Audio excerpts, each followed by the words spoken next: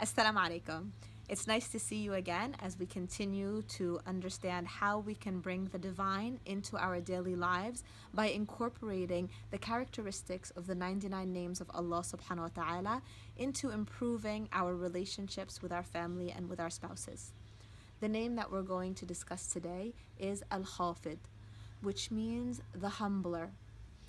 When we look at our marriage relationships, we often see that the ego and the lack of humbleness can cause a great rift or a great divide between couples.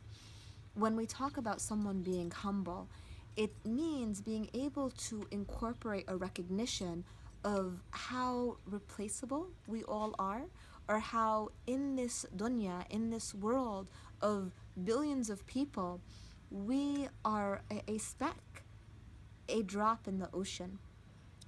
And when we put that into perspective, we begin to recognize how our journey in this dunya, how our purpose in this life is really all about pleasing Allah subhanahu wa ta'ala and worshiping Allah through seeking His pleasure.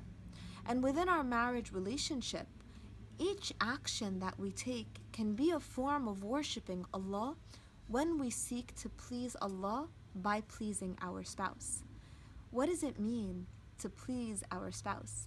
Again, when we speak about the relationship, the marital relationship, we are speaking of a relationship that is free from oppression, that is free from forced engagement, that is free from an unfair balance or a dysfunction in terms of power within the relationship. We're talking about a partnership. And within that partnership, being humble as a spouse is incredibly important, because when you are humble, you begin to recognize that it's not all about you all of the time, but that the marriage relationship really is about that partnership, is about working hand in hand together to please Allah subhanahu wa ta'ala and to continue on that journey towards Jannah together. What do we do though when our ego gets the best of us? What do we do when we realize how hard it is sometimes to maintain that humbleness in the relationship? We often see it evoking, that ego being evoked when there are arguments, when there's anger that has been sparked. And this is why we're reminded in the hadith consistently when the man came to the Rasul sallallahu alaihi wasallam and asked him, how can I be a better person? The response of the Rasul sallallahu alaihi wasallam was not pray more or fast more. It was do not become angry. And when the man asked again, what else can I do? Again, the Rasul sallallahu alaihi wasallam responded, do not become angry.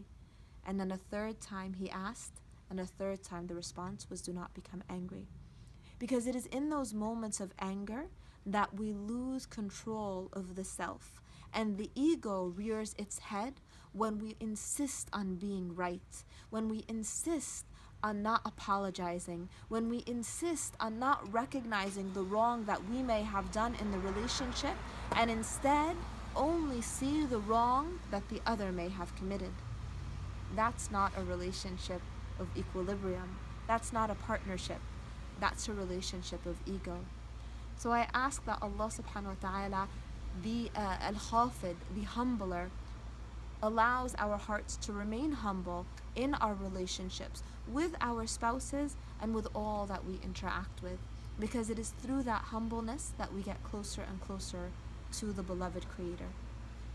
I pray that Allah subhanahu wa ta'ala blesses all of our unions and blesses our families and our children and allows us to be the best versions of ourselves always. Jazakumullahu khair, and I look forward to speaking to you again in our next episode as we continue to bring the divine into the daily. Assalamu alaikum.